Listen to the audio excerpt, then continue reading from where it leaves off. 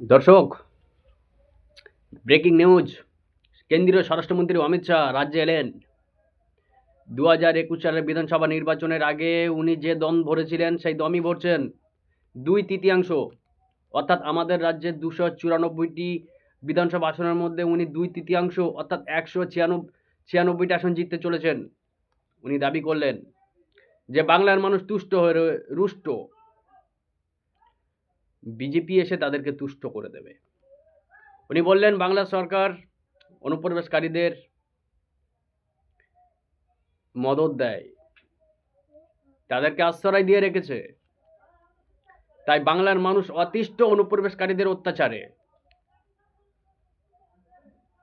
তাই 2026-এর বিধানসভা নির্বাচনে বিজেপি 196টা আসনে জয়লাভ করতে চলেছে, অমিত শাহ বললেন। 2021 সালে অবশ্য ওনারা বলেছিলেন আমরা 200 পার করব, ইসবার 200 পার, এরকম স্লোগান আমাদের এখনো কানে লেগে রয়েছে, আমরা শুনছিলাম। বাস্তবে তার প্রতিফলন হয়েছিল, 80ও পার করতে পারেনি। যাই হোক, সেটা অন্য কথা। এবারে উনি অবশ্য 200 বলছেন না, তার থেকে অন্তত চারটে কম বলছেন। 196টা আসন উনি জয়ের কথা বললেন। ভোট আসবে। বিজেপির কেন্দ্রীয় নেতৃত্ব অমিত শাহ, প্রধানমন্ত্রী নরেন্দ্র মোদী, উত্তরপ্রদেশ থেকে হায়ার করে নিয়ে আসা হবে যোগী আদিত্যনাথকে। নেতারা আসবেন, তাদের মতো বুলিয়ে উড়ে চলে যাবেন। যোগী আদিত্যনাথ আসবেন, উত্তরপ্রদেশে যে স্টাইলে উনি রাজনীতি করেন, যে স্ট্র্যাটেজি নেন উনি, মন্দির মসজিদের রাজনীতি, হিন্দু মুসলমান লড়িয়ে দেওয়ার রাজনীতি, উনি ওনার মতো করবেন। ফলাফল কী হবে সেটা আমরা 4 মাস পরেই বুঝতে পারবো। যেহেতু অমিত শাহ বলেওছেন, নির্বাচন কমিশন এখনও ডিক্লেয়ার করেনি আমাদের রাজ্যে কবে বিধানসভা নির্বাচন হবে, কিন্তু অমিত শাহ বলেছেন এপ্রিল মাসে বিধানসভা নির্বাচন হবে। মোটামুটি আমরাও ধরে চলছি এপ্রিল মাসে নির্বাচন হবে। এখনও মোটামুটি 4 মাস বাকি রয়েছে আমাদের। বিজেপি বলছেন 196। অভিষেক বন্দ্যোপাধ্যায় কয়েক মাস আগে দাবি করেছিলেন 50টির বেশি আসন পেরোবে না বিজেপি। কার দাবি সত্য হয় সেটা তো নির্বাচনের পরেই ফল প্রকাশের দিনই আমরা বুঝতে পারবো। যাই হোক,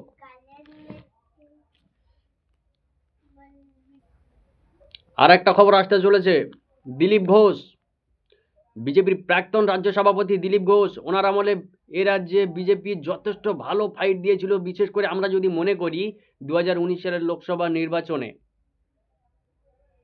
18টা লোকসভা সিট উনি জিতে এনেছিলেন ওনার সভাপতি থাকাকালীন। উনি যখন সভাপতি ছিলেন, রাজ্য সভাপতি যখন দিলীপ ঘোষ ছিলেন, রাফ অ্যান্ড টাফ ফাইট দিয়েছিল তৃণমূলকে, আমাদের মনে রয়েছে।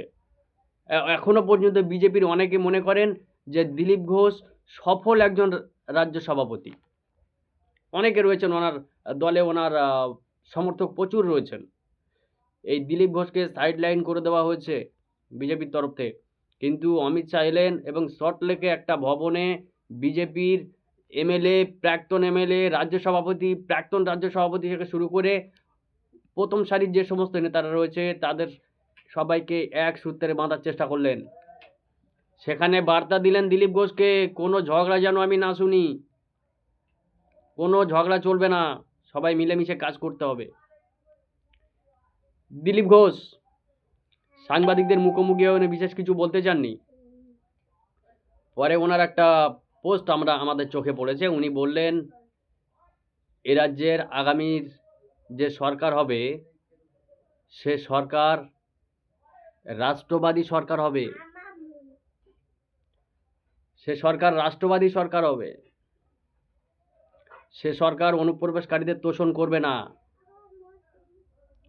অনুপ্রবেশকারীদের তাড়াবে। উনি বললেন আগামী সরকার হবে দুর্নীতিগ্রস্ত তৃণমূলের বিরুদ্ধে লড়াই দেওয়ার জন্য। রাজনৈতিক বিশ্লেষকদের কেউ কেউ মনে করছেন দিলীপ ঘোষকে সাইড করে দিয়ে আসলে বিজেপির ক্ষতিই হবে, লাভ হবে না। কারণ দিলীপ ঘোষকে আমরা যেভাবে জানি, Dilip Ghosh rough and tough লড়াই করেন। উনি চাঁচা ছোড়া ভাষায় কথা বলতে পছন্দ করেন, বেশি ঘুরিয়ে ফিরিয়ে কথা বলেন না। ওনার যেটা ভালো মনে হয় উনি সেটা বলেন। এরকম দিলীপ ঘোষ নিয়ে বিতর্ক শুরু হয়েছিল যখন দীঘাতে মমতা বন্দ্যোপাধ্যায়ের উদ্যোগে যখন জগন্নাথ মন্দির উদ্বোধন হয়েছিল, সে সময় বিজেপির নেতারা কেউ সেখানে যাননি, কিন্তু দিলীপ ঘোষ সস্ত্রীক পৌঁছে গিয়েছিলেন। বিতর্ক সেখান থেকেই শুরু। তারপরে মাঝে মধ্যেই উনি এমন সব কথা বলছেন যেখানে বিজেপির প্রথম সারির নেতা অর্থাৎ সুকান্ত মজুমদার, শুভেন্দু অধিকারীকে মাঝে মধ্যে উনি অস্বস্তির মুখে ফেলছেন। সেই দিলীপ ঘোষকে বার্তা দিলেন আজ অমিত শাহ, পার্টি লাইন মেনে চলতে হবে। দিলীপ ঘোষ অবশ্য সাংবাদিকদের মুখোমুখি বিশেষ কিছু বলেননি। উনি শুধু বলেছেন, আমি কথা শুনতে এসেছিলাম।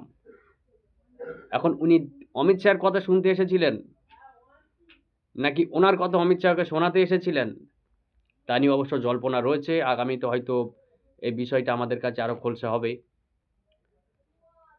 তবে দর্শক, আপনারা কি মনে করছেন?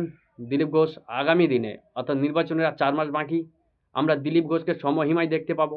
যেভাবে উনি একটা সময় মাঠে ময়দানে একজন লড়াকু নেতা হিসাবে ওনার যে পরিচয়টা ছিল, বেশ কয়েক মাস ধরে দেখছি উনি বেশ সাইড লাইনে বেরাত্ব রাখা হয়েছে দলে এক প্রকার। উনি খুব একটা অবশ্য প্রকাশ্যে মুখও খোলেন না, আকার ইঙ্গিতে মাঝে মধ্যে বলেন। দর্শক, আপনাদের কি মনে হয় দিলীপ ঘোষকে আমরা আবার দেখতে পাবো সমহিমায়? বা দিলীপ ঘোষ যদি মাঠে নামেন, সরাসরি যদি ব্যাট হাতে মাঠে নামেন, তাহলে কি বিজেপির লাভ হতে পারে? তৃণমূলকে কতটা ফাইট উনি দিতে পারবেন? এই সমস্ত প্রশ্নচিহ্ন রয়েছে। আগামী দিনে আমরা এর উত্তরগুলো খুঁজবো। যত সময় গড়াবে আমরা দেখতে পাবো দিলীপ ঘোষের ভূমিকা কি হয়, উনি বিজেপির হয়ে কতটা লড়াই দিচ্ছেন। উনি বললেন বুথে বুথে আমাদের সংগঠন বাড়াতে হবে, আজ উনি বললেন। এখন ওই সাংগঠনিক দায়িত্ব ওনার কাঁধে অমিত শাহ দিয়েছেন কিনা উনি সেটাও খোলসা করেননি। যাই হোক, সেটা আমাদের দেখার, আগামী দিনে কি হচ্ছে। আজকে আপাতত এই পর্যন্তই। দেখা হবে অন্য কোনো পর্ব নিয়ে। ততক্ষণে সকলে ভালো থাকবেন।